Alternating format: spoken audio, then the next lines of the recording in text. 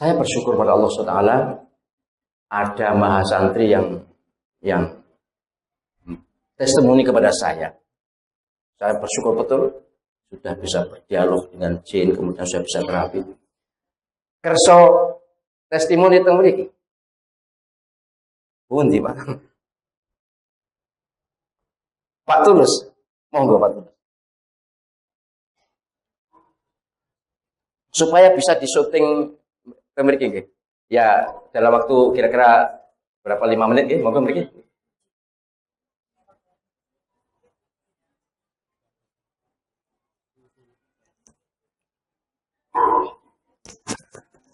Barokafi. Gini nggih, Pak. Kesane suaranya bisa jelas.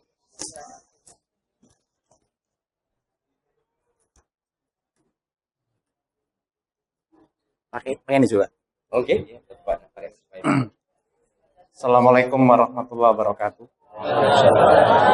Ya, nama saya Tulus Pambudi. Saya santri cukup awal, angkat dengan Pak Mas Hurun, Pak Eri, dan lainnya mungkin ya. Santri angkatan pertama. Santri angkatan pertama. Ya, saya malam ini bertestimoni dengan tujuan mudah-mudahan pengalaman saya ini ada manfaatnya, terutama untuk Mas santri baru, ya, dan juga untuk saya sendiri dengan harapan nanti ada tanggapan atau koreksi dari mursyid kita. Amin.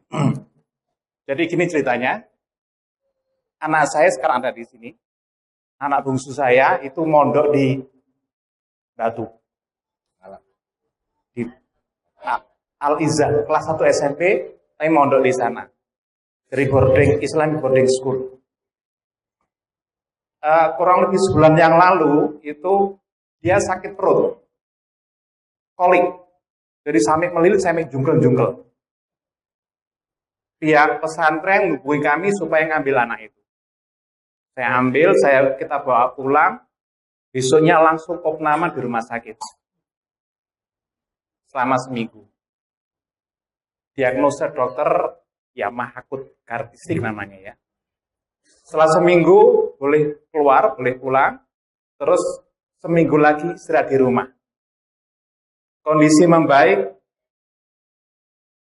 kami kembalikan ke pondok lagi untuk melanjutkan studinya. Baru sekitar 2-3 hari laporan lagi, baik anak saya telepon maupun pengasuhnya, murabinya, yang mengatakan melilit lagi dan tidak tahan. Kita bawa pulang, tapi tidak masuk rumah sakit. Saya cari second opinion. Kami bawa ke dokter langganan sejak kecil, spesialis anak, seorang profesor. Dikasih resep, membaik. Di saat yang sama, istri saya punya inisiatif, ayo dibekam saja. Nah, kebetulan kita kenal dengan pembekam yang juga peruqyah. Waktu dibekam karena dia perempuan, yang bekam perempuan, yang namanya istri saya. Terus tiba-tiba si pembekamnya keluar memberitahu saya ada indikasi infiltrasi UFO, jin maksudnya. Itu ciri-cirinya menurut beliaunya, ketika di kop itu, tangan sama kakinya itu lemas. Itu versinya beliau kayak gitu. Terus singkat cerita saya ikut membantu meruqyah, jinnya keluar, terus memang betul, jadi setelah pulang dari sana di rumah membaik. Jadi semula agak malas ibadah itu, saya juga heran anak pondok malas ibadah. Itu jadi kembali normal. Setelah berapa hari di rumah karena kami lihat sudah normal, kirim kembali ke pondok. Balik lagi. 2-3 hari sakit lagi. Bawa pulang lagi. Kali ini enggak kita bawa kemana-mana. Saya bilang ke istri saya dan anak saya, minggir semua. Gitu ya. Rata sombong ini. Mas santri ya. Uji nyali. Minggir semua. Itu sudah pakai resep dokter minggir. Jadi saya pakai pendekatan pola makan. Tidak ada, pokoknya tidak ada kimianya. Kami tahu ada produk yang full organik itu makanan utamanya. Jadi goreng-gorengan, terus pakai bensin tuh minggir semua. Baru kali dan saya rukyah, tapi tidak rutin. Tapi kondisinya baik sekali. Baik, saya pikir itu selesai gitu ya, selesai. Kami kirim kembali ke pondok hari Sabtu kemarin, minggu yang lalu ya, Sabtu. Saya kirim, sambil kita pantau. Hari Minggu kita telepon, oh ceria, ketika mau balik ceria, sudah, kok kayak orang sehat gitu. Bahkan dia ada bakat entrepreneur. Jadi sudah punya rencana mau bisnis apa di kalangan teman-teman sudah ada. Jadi ceria sekali. Hari Minggu tidak ada masalah. Hari Senin kita pantau, ada laporan dari murabiahnya, dari wali kelasnya juga. Dia juga saya telepon, lapor hal yang sama. Laporannya adalah kegiatan akademis nggak masalah. Jadi ceria, itu normal. Tapi setiap mau ikut kegiatan tahfiz, itu merijek. Jadi perutnya tuh kumat. Semakin dipaksa semakin kumat. Itu hari Senin. Istri saya minta diberi kesempatan telepon anak saya malam nanti setelah Isya. Saya akan ruqyah jarak jauh. Lewat HP. Oke, deal. Jam 8:30 saya bisa berhubungan dengan anak saya. Ya kita ngomong santai, dia ceria. Ya laporan dari sebelum saya cerita, Bapak dapat laporan dari murabiahmu, kamu gini. Iya betul Pak. Jadi yang calling itu yang dapat balik dilaporkan ke saya benar itu. Oke sekarang Bapak rukyah ya. Ya siap. Tapi saya minta, jadi saya bikin SOP ya, saya beritahu ke murabiah supaya dia didampingi di sebelahnya. Saya khawatir terjadi apa-apa. Oke, siap. Terus saya suruh naruh HP sudah telinga kanannya. Mulai saya baca Al-Fatihah. Saya bilang anak saya, karena di rumah sudah pernah saya rukyah, dia ngikuti bacaan yang dari SS itu ya, yang sampul hijau itu. Saya bilang, kalau ayatnya kamu hafal, ikuti Papa. Kalau tidak hafal, kamu baca istighfar atau sholawat. Ya Pak. Oke, baca Al-Fatihah. Mula-mula dia bisa ngikuti dengan jelas. Tapi gitu di ujung Al-Fatihah, mulai kabur, lidah itu kabur. Terus tiba-tiba putus HP-nya. Hubungan putus.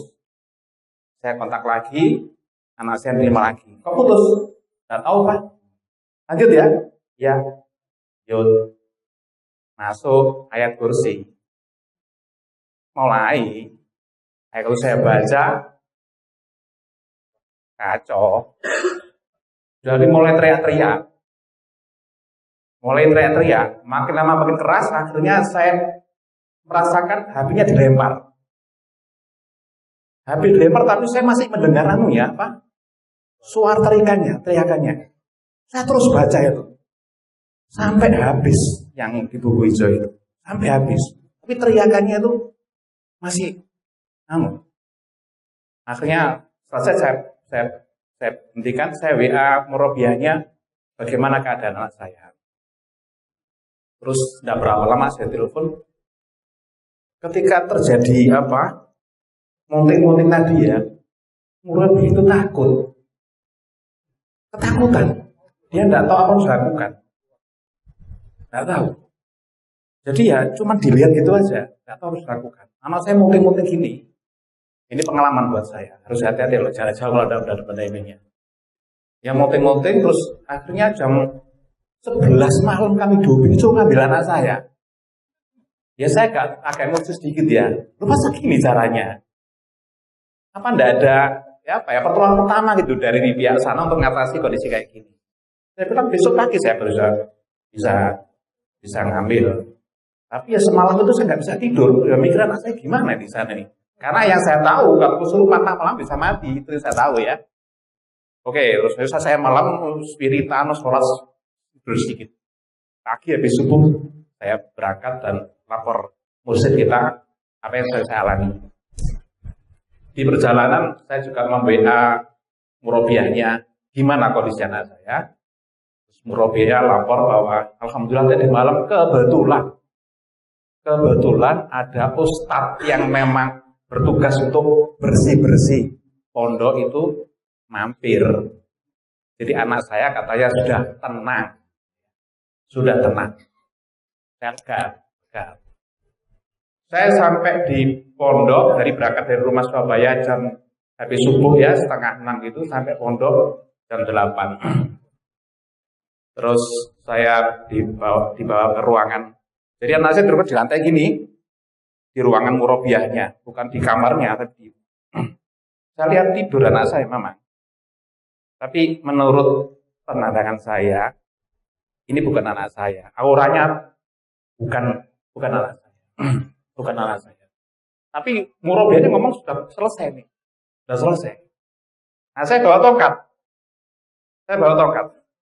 Pertama saya bilang, Nada, Papa datang. Assalamualaikum warahmatullahi wabarakatuh. Nggak dijawab. Dia malah miring, telinga ditutup. Nada, ini Papa. Assalamualaikum. Sampai 7 kali. Tidak ada jawaban. Nah, tongkatnya ini, jangan saya pukul dong. Saya sentuhkan ke badan anak saya. Reaksinya seperti orang kesetrum itu ya. Singkat. Wah. Lagi. Wah gitu ya. Terus tongkat saya taruh, tangan saya ketuk-ketukan. Sama reaksinya. Wah. Terus saya ngomong gini. Baik, siapapun yang ada di tubuh ini, kalau memang Islam, jawab salam saya. Assalamualaikum warahmatullahi wabarakatuh. Nggak dijawab. Sampai 7 kali itu. Nggak dijawab. Ya sudah, kalau mau jawab. Jarinya saya bisa biasa mijit refleksi ke keluarga. Saya bisa jari jempolnya itu ya. Saya baca Al-Fatihah. Teriak-teriak kesakitan. Terus saya bilang gini, makanya ayo ngomong apa maunya ini gitu ya. Apa maunya? Nah, baru ngomong dia. Jangan paksa aku keluar. Tapi waktu itu dengan suara gak jelas. Sorry, saya kira ini kalau saya sampai bro aja. Di sini dia. Ikutin mengaji ini. Karena nanti ujung-ujungnya dia masuk Islam gitu loh ya. Jadi dia bilang, jangan saya paksa keluar dengan suara gak jelas. Nah, saya mulai ada dialog. Saya tanya, kamu siapa? Dia nyebut nama. Ya, sebut saya bro gitu ya. Bro.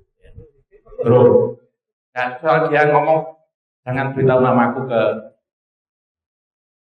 anak-anak. Bro. Namaku bro. Dari mana kamu? Dari gua. Gua di mana itu? Di kota apa itu? Kamu nggak perlu tahu siapa. Terus saya nebak-nebak. Dekat Lamongan ya. Dia diem. Dekat Lamongan ya, mantu. Oke, aku tahu. Pura-pura tahu aja. Aku tahu. Terus agamamu apa ini? Saya bingung dengan agama saya. Itu sahabat. Saya bingung dengan agama saya. Saya ateis sekarang. Terus kita diskusi. Berkali-kali dia bilang, jangan bunuh saya ya. Itu berkali-kali dia bilang gitu. Jangan bunuh saya. Saya bilang, aku seorang muslim, saya dilarang membunuh tanpa alasan yang syar'i. Jadi tidak saya bunuh. Dia merasa nyaman. Nah, indikasinya apa? Ngomongnya lebih jelas. Setelah ada jaminan kalau saya tidak bunuh dia, itu ngomong lebih jelas. Di sana itu dia juga cerita, aku takut dibunuh sama golonganku. Terus saya bilang, kalau kamu jadi orang Islam, tidak ada istilah takut itu. Hidup tidak takut, mati juga tidak takut. Ya, ada jaminan dari Allah. Itu bolak-balik saya ngobrol sampai 3 jam seperempat kurang lebih. Mulai jam 8 sampai jam 11 seperempat. Terus ini agak saya potong aja ya. Ujungnya dia mau bersahadat. Dia mau bersahadat, saya pimpin. Dia jelas sekali. Terus saya sumpah bahwa ini tidak main-main. Dia ikuti, tidak main-main. Dan janji menjadi muslim yang taat sampai mati. Ikuti kata-kata saya. Nah, terus dia lama ya, dia ngomong, aku jangan paksa kamu dulu ya, kamu kasih info. Nanti aku mau dengar sendirinya. Apa? Dia akhirnya buka. Ya ini nanti mohon tanggapannya Prof, apakah ini bisa dipercaya atau enggak. Dia cerita mengenai kenapa di pondok ini ada anak kesurupan. Jadi sebelumnya itu ada 10 anak kelas 9 yang kesurupan. 10 anak ya. Itu serentak. Tapi manifestasinya adalah menangis. Menangis ketika kesurupan. Ya. Dia ceritakan semua kenapa terjadi. Ya. Singkatnya begini, anak-anak itu tidak bisa jaga lisannya, tidak bisa jaga pikirannya, tidak bisa jaga hatinya. Mulutnya suka ghibah, pikirannya suka ngelamun, hatinya itu saling mendengki satu sama lain. Si bro tadi bilang, walaupun kelihatannya akur, mereka itu bermusuhan. Itu kata kuncinya. Terus ada lagi yang menarik. Jangan kalian punya pikiran. Kebetulan tadi ketika di ruang itu ada saya, istri saya, sama murabiahnya. Sayangnya tidak ada yang berani karena ketakutan semua. Siap di syuting ya, di syuting supaya ada evidence buat kita semua untuk belajar itu ya. Tim guru tadi bilang, jangan kalian punya pikiran bahwa ruqyah yang diadakan di sini itu bisa dibersihkan. Itu omongan dia. Karena ada bangsa saya, golongan saya yang tahan dengan ruqyah itu. Tahan. Ada yang ketika ruqyah lari, balik lagi. Kami bisa masuk dengan cepat katanya. Kalau ada celah yang terbuka. Ya celahnya tadi itu mulut, pikiran, hati. Begitu buka dia bisa masuk dengan cepat sekali. Gitu. Terus gini, ada yang menarik juga. Mungkin pengetahuan ya. Dia juga minta maaf ke saya. Aku minta maaf ya, karena telah melukai lambung anakmu. Ya. Nah, dia cerita, oh, ini kamu bersedikit ya. Saya tanya, mulai kapan kamu masuk ke anak saya? Kenapa masuk ke anak saya? Dia bilang, masuk mulai ketika anak saya ujian lulusan SD. Katanya pada waktu anak saya stres, nah itu dimasuki sama dia. Dia masuk karena dapat tugas. Dia berani nyebut nama orang, dia cuma dibilang dari atasan saya. 2 orang ditugasi yang masuk ke tubuh anak saya gantian. Jadi ada yang kasih macam step 1, step 2 gitu. Ya.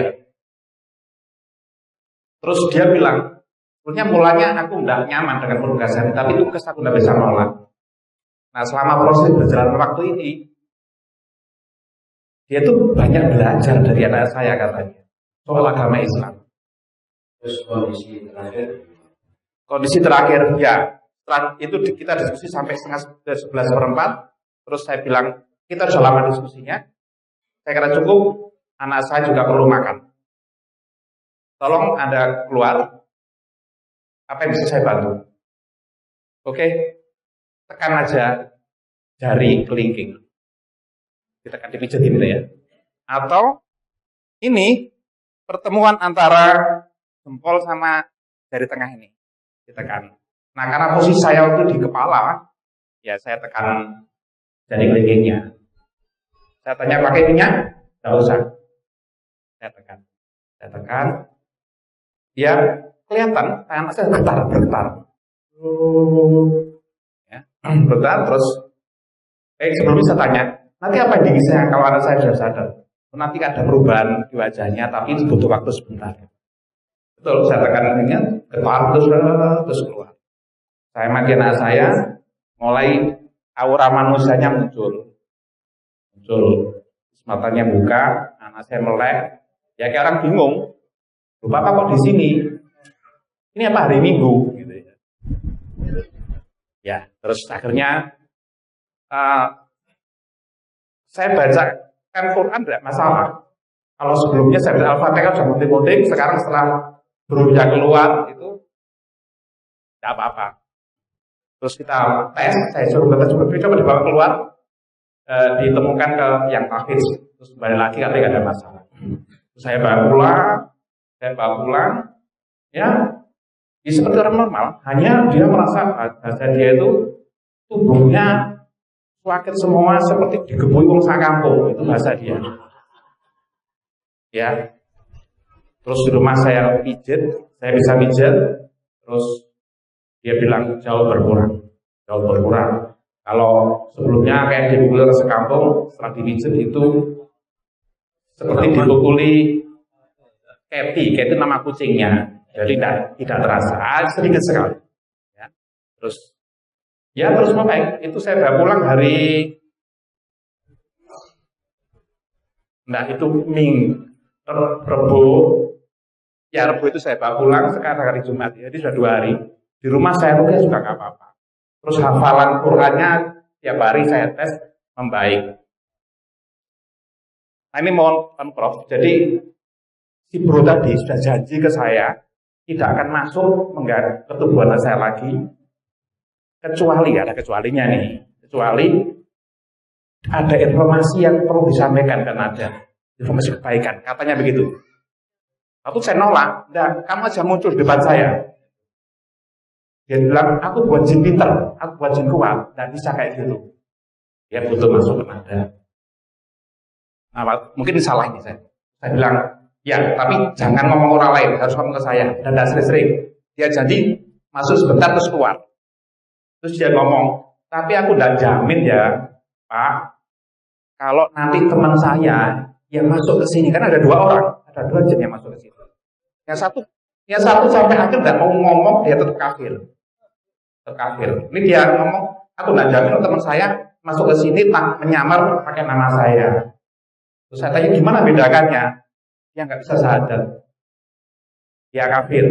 Kenapa tak kamu ajak? Dia sudah merasa bahagia dengan kekafirannya. Dan ada yang menjamin kebahagiaan itu. Itu jawabannya. Oke, jadi sekarang anak saya sudah pulang. Sejauh ini sudah normal. Tapi tadi sore di terapi Umi masih ada. Dan saya tadi nanya seberapa jauh saya bisa percaya dengan omongan bro tadi itu. Ya, karena begini, saya juga jadi gini, anak saya ini sekarang jadi peka, Prof. Jadi daya dengarnya itu lebih tajam sekarang ini. Nah, dugaan saya bro-nya ada di sekitar dia gitu loh. Jadi ketika sholat tahajud itu pertama dia apa kok dengar, jadi gini ya, saat saya tahajud saya di kamar sini, dia di kamar sini, beda kamar ya. Terus dia ceritakan, dengan suara tik tik tik tik, tapi ada yang kayak sehingga ganggu konsentrasiku, tapi kayak ada yang nyingkirkan. Itu hari pertama. Tadi pagi malam ya, saya tanya lagi, kamu ngalami apa? Kalau dari malam Jumat ya, kita jamaat aja sholat tasbih gitu. Terus habis itu dia cerita, aku tadi kok dengar pintu belakang ini kok ada yang masuk. Saya tidak cerita, jadi saya bilang ke dia, Papa mungkin tahu ya, tapi Papa tidak akan cerita sebelum waktunya. Karena kalau Papa cerita, kamu juga bingung. Tapi kamu harus ngomong ke Papa terus mengenai apa yang terjadi. Itu, iya. Okay. Mohon maaf, Pak Turun. Assalamualaikum warahmatullahi wabarakatuh. Apa tempat?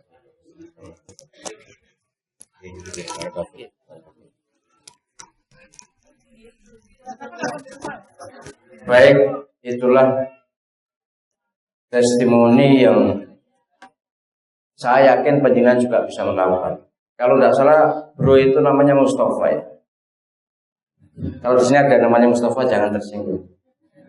Dan memang ada satu lagi yang masih gagal, tapi sebenarnya tidak sulit. Yang non Muslim, yang kafir itu malah lebih mudah.